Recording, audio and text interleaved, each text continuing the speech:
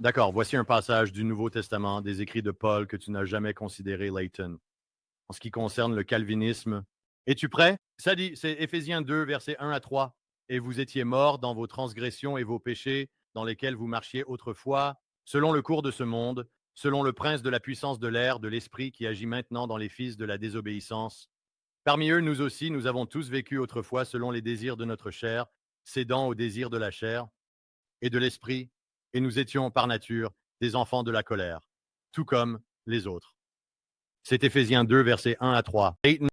J'ai déjà mentionné que le problème de la mort spirituelle, c'est que, comme le fils prodigue, on disait qu'il était perdu, maintenant il a été trouvé mort, maintenant il est vivant. La mort spirituelle représente une séparation d'avec Dieu à cause de ta rébellion. Ça ne représente pas une incapacité à répondre à la vérité vivifiante de Dieu. L'Église à Sardes était qualifiée de morte. Réveille-toi. Aucun interprète, même les calvinistes, n'interprète ce verset pour dire qu'ils ne peuvent donc pas répondre ou réagir juste parce qu'il les appelle morts. Il dit aussi qu'en tant que chrétiens, nous sommes morts au péché. Maintenant, Braxton, je ne sais pas pour toi, mais j'aimerais que ça veuille dire que je ne peux plus pécher. Mais je peux. Et, à cause de ça, qu'est-ce que ça veut dire? Eh bien, je suis séparé de Dieu à cause de mon péché, de la même manière que je suis censé, en tant que chrétien, maintenant être séparé de mon péché grâce à ma relation avec Dieu. En d'autres termes, la mort spirituelle ne signifie pas ce que le calviniste suppose qu'elle signifie. Donc, nous sommes tous d'accord, oui, nous sommes morts dans nos péchés et nos transgressions. Quelle est la solution? L'Évangile, la vérité vivifiante. Crois, recevoir la vie. Mangez de moi pour que vous puissiez vivre, a dit Jésus dans Jean 5,40 aux pharisiens. Vous refusez de venir à moi pour que vous puissiez vivre? Il n'a pas dit « J'ai refusé de vous rendre vivant pour que vous veniez à moi ».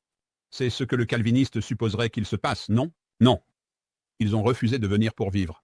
Donc oui, nous sommes morts. Comment ont-ils été ressuscités? Colossiens 2, 12 dit « Vous avez été ressuscités avec lui par votre foi. C'est donc par la foi que nous sommes ressuscités à une nouvelle vie. » Et donc, l'interprétation calviniste de ce passage n'est tout simplement pas là. Ouais, je vais te dire un truc qui est drôle, c'est que ça parle du prince et du pouvoir de l'air.